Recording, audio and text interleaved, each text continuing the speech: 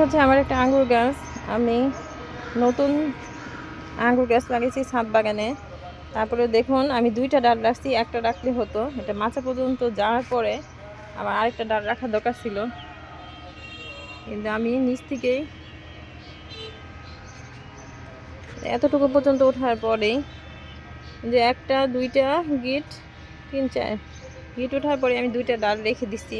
রাখার পরে 2টা ডালই মাচা পর্যন্ত উঠে গেছে। দেখুন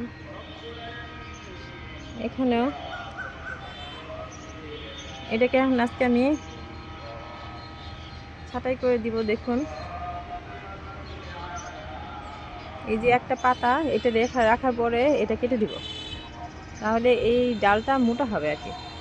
বিসমিল্লাহির রহমানির রহিম। এটাও আরও আগেই করা দরকার ছিল, এটা এরকমই করব।